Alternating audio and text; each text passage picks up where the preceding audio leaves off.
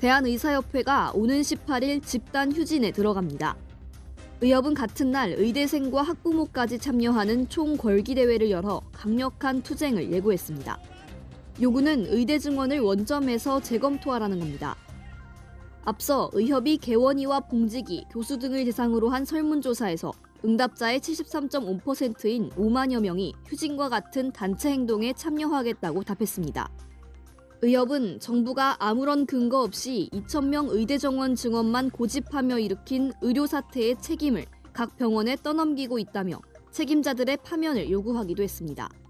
앞서 서울대의대와 병원 소속 교수들도 17일부터 집단 휴진에 들어간다고 밝힌 바 있습니다. 서울대의대 비대위는 정부가 지난주 집단 사직서 수리를 허용하며 행정처분을 멈추겠다고 밝힌 데 대해 철회가 아닌 완전 취소를 요구했습니다.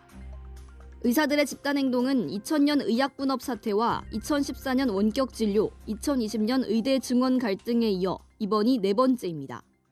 정부는 이 같은 움직임을 불법으로 보고 유감의 뜻을 밝혔습니다. 의료개혁은 반드시 완수하겠다고도 했습니다.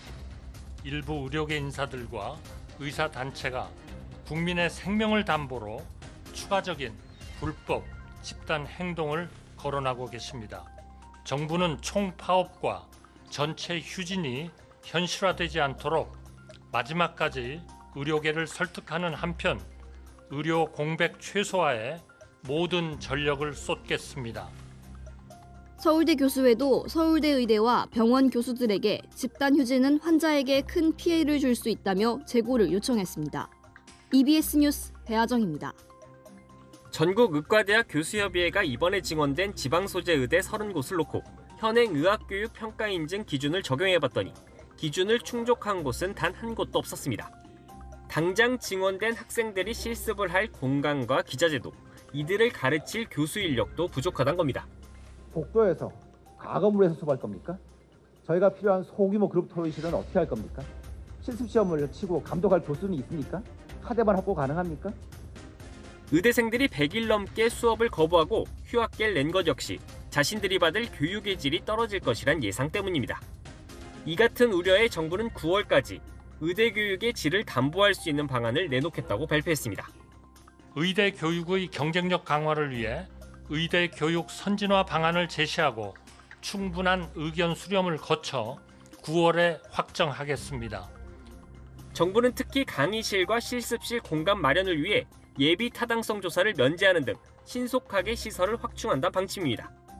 또 8월까지 대학별 교수 정원을 가배정하는 등 국립대 전임교원 확보도 차질 없이 진행할 계획입니다. 지역인재 전형으로 선발된 의사들이 지역에 머무를 수 있도록 하는 종합적인 방안도 마련합니다. 복귀한 전공의에겐 어떠한 불이익도 없을 것이라면서 전공의 수련 환경을 개선할 방안도 내년 상반기까지 마련하겠다고 약속했습니다. 정부는 이런 대책이 의대생들이 학교로 돌아올 명분을 줄 것이라고 기대하고 있습니다. 의대 총장 협의체랑 함께 더 많은 노력을 기울이겠다. 현장에 정말 학생 한 명 한 명한테 잘 전달해서 더 설득하겠다는 말씀드리겠습니다. 하지만 실제 효과를 거둘지는 미지수입니다.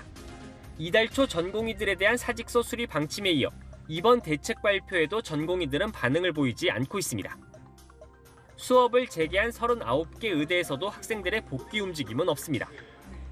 실제 유급 처리를 하거나 휴학을 승인할 경우 내년 1학년 학생들이 대거 몰리는 상황에서 대학들은 일단 학생들의 복귀에 최선을 다하겠다는 입장.